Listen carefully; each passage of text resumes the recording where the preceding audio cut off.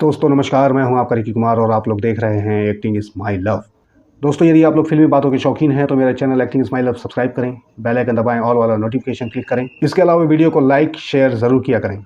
मेरी वीडियो मैं रोज़ के रोज़ नहीं डालता, रोज़ के रोज़ अपलोड नहीं होती, हर दिन वीडियो नहीं आती है, इसीलिए सब्सक्राइब करके ज़रूर रखें, वरना मेरी वीडियो कब आएगी आप लोग को पता बिल्कुल नहीं चलेगा। तो दोस्तों आज की इस वीडियो में हम लोग क्या बात करने वाले हैं वो मैं आप लोग को बताता हूँ।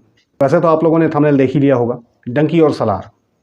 इसके पीछे इतने सारी वीडियोस लोगों ने बनाई है, इतनी सारी अपनी ओपिनियन सबने दी है। तो मुझसे भी जो बन पड़ रहा है, मुझे जो समझ में आ रहा है, जो मैं अगर कहीं पर देख पाता हूँ, कहीं पर कुछ समझ पाता हूँ, तो वो मैं आप लोगों से शेयर करता हूँ। तो अभी का मुद्दा ये है, क्या वाकई में सलार के मेकर्स डंकी के साथ में सलार को क्लैश करना चाहते थे? आखिर उन लोगों का मंसूबा क्या था? वाकई में ये चीज़ लोग जानने के लिए बहुत उत्साहित भी थे कि क्या वाकई में ये रीज़न है, वो लोग क्लैश करना चाहते थे। अब दोस्तों डंकी वाले लोग क्या सोच रहे थे ये तो कह नहीं सकते, क्योंकि उनकी डेट उन लोगों ने जो फिक्स की थी उसका ऐसा कोई रीज़न नहीं था जिसके बारे में कोई स्पेशल बात हुई हो। लेकिन सलार के मेकर्स ने 22 तारीख क्यों चुना, उसका एक रीज़न मुझे कहीं सुनने को देखने को मिला है। तो उस रीज़न से मैं आप लोगों को भी रूबरू कराता हूँ। सबसे पहले तो मैं अपने मन के हिसाब से जो है मेरे मन में, मैं वो बताता हूँ आपको। मुझे ऐसा लगता है कि क्लैश करने का इन लोगों का इरादा तो नहीं था, क्योंकि यदि ऐसा इरादा होता तो वो लोग भी इस ज़िद में अड़ जाते कि हम भी 21 तारीख को ही आएंगे। लेकिन ऐसा नहीं हुआ, उसके एक दिन बाद का ही हुआ। उसके एक दिन पहले डंकी के पास पूरे चांसेस थे, प्लस डंकी के जितने भी लोग हैं जो इसमें शामिल थे वो लोगों ने बहुत अच्छी राजनीति भी खेली, बहुत ज़्यादा पॉलिटिक्स किया। ये जग जाहिर बात है, ये हर किसी को पता है कि डंकी को हिट कराने के लिए, डंकी को वो दिखाने के लिए जो वो नहीं बन पाई, एड़ी से चोटी का जोर लगाया गया है। लेकिन जो नहीं होना होता है वो नहीं होता है, और गलत चीज़ ऊपर वाला बर्दाश्त नहीं करता। जैसे कि आप लोगों को मैंने अपनी पिछली वीडियो में भी बताया था, इसमें भी बता देता हूँ कि डंकी की जो टीम थी उन लोगों का ये कहना था कि हमें 100% शो चाहिए हर सिनेमा हॉल में। सलार के लिए वो लोग एक सिंगल जगह नहीं छोड़ रहे थे, ऐसी जिद थी। आखिरी समय तक ऐसी लड़ाई चलती रही। मैंने आप लोग को उस वीडियो में जिक्र भी किया है कि मनोज देसाई सर का वीडियो आप लोग देख लेना।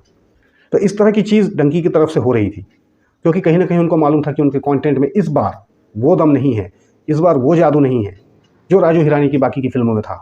खैर, सलार का क्या था सीन वो मैं आप लोग को बताता हूँ। इसके बारे में मुझे सुनने को मिला था दोस्तों कि 22 तारीख को रिलीज़ करने का एक अहम कारण उनका ये था कि वो लोग किसी अपने पंडित गुरु या जो भी आप कह लो उनकी बात पर बिलीव करते हैं। तो शायद उनको ऐसा कहा गया था कि यदि वो लोग 22 तारीख के दिन अपनी इस पिक्चर को रिलीज़ करेंगे तो उन्हें अच्छा खासा फ़ायदा देखने को मिलेगा, और जो कि हो भी रहा है। और जो भी लोग इन सब चीज़ों पर बिलीव करते हैं या भगवान पर बिलीव करते हैं, कहीं ना कहीं भगवान उनका साथ दे ही देता है। डंकी की सारी हवा निकल गई और सलार उससे काफ़ी आगे चली गई। और फिल्म वालों की एक और बात बताता हूँ दोस्तों, क्योंकि मेरा भी वास्ता इस चीज़ से रहा है। हम लोग भी स्ट्रगलिंग आर्टिस्ट रहे हैं, आप लोग जानते हैं अच्छी तरह से। तो हम लोगों को ये चीज़ें सुनने देखने को मिली है, कई बार हम लोगों ने आंखों के सामने भी देखा है। जितने भी फिल्म वाले हैं, चाहे वो बॉलीवुड के हों, चाहे वो कहीं की किसी भी वुड के हों, वो लोग भगवान को और इस तरह की चीज़ों को भले अपने पिक्चर में जो भी दिखा देते हैं, जो भी अब अभी जो सिचुएशन है करंट टाइम में, मैं अभी गारंटी नहीं ले सकता बॉलीवुड की। लेकिन हाँ, पहले का जो समय था, जो पुराने समय में जो भी होता था, एक मुहूर्त करके पिक्चर की डेट निर्धारित की जाती थी, उसको शूटिंग किया जाता था। प्रारंभ मतलब उसका कुछ इस तरह से ही होता था, यानी कि भगवान के बिना कुछ भी नहीं, एक श्रद्धा और आस्था के साथ। अब कितने लोग ये चीज़ करते हैं, नहीं करते हैं, कहना मुश्किल है। लेकिन हाँ, ये चीज़ होती है। और फिल्म वाले चाहे जो भी हों, जितने वो लोग ज़मीन के बाहर दिखते हैं, उतने ज़मीन के कई लोग अंदर भी रहते हैं जो सही लोग हैं।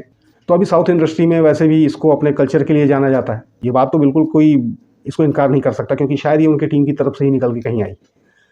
तो ये रीज़न था कि 22 तारीख को ही उस पिक्चर को रिलीज़ करना था। बाकी सलार का डंकी से टकराने का कोई भी इरादा नहीं था, क्योंकि जितने भी बड़े बड़े जो स्टार हैं साउथ के, वो लोग सब शाहरुख खान के फ़ैन हैं, बहुत सारे लोग हैं। अच्छाई एक चीज़ इसमें ये देखने को मिली है दोस्तों, यदि आप लोगों ने कभी रेसलिंग देखी होगी तो जो अच्छे रेसलर होते हैं, WWE की बात ले ली जाए यदि, तो जो अच्छे रेसलर होते हैं वो लोग जब फाइट करते हैं तो बिल्कुल दुश्मनों की तरह फाइट करते हैं, एक दूसरे को हराने के लिए ही फाइट करते हैं। लेकिन जब उनमें से कोई एक जीत जाता है तो जो अच्छे लोग होते हैं, अच्छे रेसलर जो होते हैं, महान जिसको कहते हैं, वो लोग उसका हाथ पकड़ के, जो हारा हुआ है, जब पब्लिक चीयर करती है तो उसके हाथ को ऊपर उठाते हैं और उसकी तरफ इशारा करते हैं मानो उसी की जीत हुई हो। एक अच्छे रेसलर के गुण हैं, दोनों में लड़ाई बराबर की होती है। तो डंकी और सलार के बीच मुझे कुछ कुछ इसी तरह का सीन, इसी तरह का नज़ारा देखने को मिला। बाकी चिरकुट लोगों ने जो भी किया है उनको छोड़ो, वो लोग लड़ते रहे, वो लोग लड़ाना भी चाहते हैं एक दूसरे को। लेकिन इसका जब ये सब हुआ तो मुझे कहीं से एक खबर देखने सुनने को मिली। अब वो कितनी सही है इसकी गारंटी तो मैं नहीं ले सकता, लेकिन हाँ, सुनने को मिली है कि राजू हिरानी ने सलार देखी और उसको तारीफ़ किया, उसका रिव्यू किया। और ठीक उसी तरफ पृथ्वीराज सुकुमारन ने डंकी देखने की अपनी इच्छा जताई है कि वो डंकी देखना चाहते हैं। तो ये एक तरह से दोनों का कहना चाहिए कुछ ना कुछ उसी तरह का नज़ारा मुझे याद आ गया जो रेसलिंग में होता है कभी कभी। बाकी इसके लिए क्लियर यही चीज़ करना चाहूँगा मैं कि यदि इन लोगों को टकराने का ही इरादा होता तो वो लोग एक ही दिन में टकरा जाते, अलग अलग दिन भी नहीं आते। एक दिन भी आगे पीछे क्यों करते? वो लोग कहते नहीं भाई तू आज तो मैं भी आज। सोचने वाली बात है वाकई में। अब मेरी समझ तो यही कहती है, बल्कि इस तरफ से कुछ लोगों ने गंदी राजनीति इसमें चली थी। फिर से एक बार वो लोग भेदभाव कर रहे थे लैंग्वेज को लेकर के, स्टेट को लेकर के, कि वो साउथ की फिल्म है उसको सपोर्ट मत करो, हिंदी भाषी फिल्म को सपोर्ट करो। बहुत सारे लोग ऐसा भी बोल रहे थे। और जब वहाँ से सुपरहिट फिल्में निकली, वहाँ के डायरेक्टर आज देखो दोनों मिलजुल के काम कर रहे हैं। हमारे यहाँ के जितने भी स्टार हैं उनको यूज़ कैसे करना है ये तो अभी साउथ के डायरेक्टर ही यूज़ कर रहे हैं। यहाँ वाले तो अपने ही हीरा कहते हैं ना, जो अब क्या बोलें यार, हीरा लोहार के हाथ में लग गए हैं सब। अपने यहाँ एक से एक हीरो हैं, लेकिन उनको यूज़ सही ढंग से आज भी नहीं कर पा रहे हैं। और अब के डायरेक्टर्स तो कर ही नहीं पा रहे हैं। मैं जहाँ तक ये देख रहा हूँ, पब्लिक से भी यही सुनने को मिलता है। उनकी वैल्यू करा रहे हैं सही मायनों में वहाँ के जो डायरेक्टर हैं। लेकिन फिर भी इस चीज़ को देखते हुए भी यहाँ इस तरह की बात निकल के सामने आई जो कि बहुत ही शर्मनाक है। बिल्कुल ऐसा लग करते हैं जैसे कि वो भारत का हिस्सा ही नहीं है, वो साउथ इंडिया है, दक्षिण भारत है, ऐसा है वैसा है। भाई कहीं का भी है, भारत का ही तो हिस्सा है। और हालांकि ऐसा मैं नहीं कहूँगा कि उस तरफ से कुछ ऐसा नहीं होता, साउथ में भी बहुत ज़्यादा रिजर्व किस्म के लोग रहते हैं।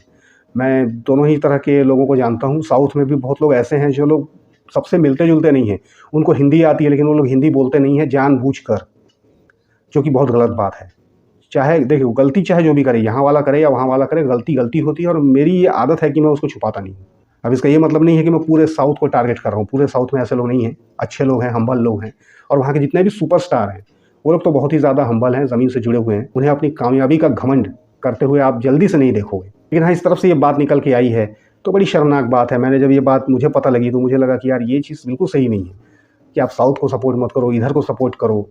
ये क्या बात हुई? अपने ही देश का है, अपने ही देश में क्यों इतना भेदभाव चले, क्यों इस तरह की लड़ाई हो? जब बॉलीवुड आखिरी सांसें ले रहा था तब इन्हीं की फिल्मों ने थिएटर्स को ज़िंदा किया, पब्लिक के इंटरेस्ट को ज़िंदा रखा। वरना इस तरफ से ऐसी फिल्में नहीं आती तो पब्लिक का इंटरेस्ट कोविड के बाद बिल्कुल मर चुका था। ना उनको बॉलीवुड की कोई चीज़ अच्छी लग रही थी, ना वहाँ से कुछ ऐसी चीज़ निकल के आ रही थी। तो कुल मिला के ये पूरा रीज़न था, ये पूरा मामला था। इसके बारे में आप लोग क्या सोचते हैं, आप लोग भी बता सकते हैं। मेरे हिसाब से मैंने जो है क्लियर आपको कर दिया कि टकराने का इरादा तो नहीं था। अब आपको क्या लगता है, क्या डंकी के मेकर्स का इरादा था कि हम टकराएं? क्योंकि उनके पास ऐसा कोई चीज़ सुनने को नहीं मिला कि किसी पंडित ने कह दिया है, कोई और बात है, कोई और रीज़न है, या कोई समय की ऐसी पाबंदी है, ऐसा कुछ भी सुनने को नहीं मिला था। और रही बात टकराने की, तो मैंने जैसा कि कहा, अगर टकराना ही होता तो उसी दिन वो लोग भी आते। एक दिन का मौका भी क्यों किसी को दे दें? खैर, अब अंदर की जो भी बातें हैं, बातें तो चलती रहेंगी। अभी हम भी चलते हैं।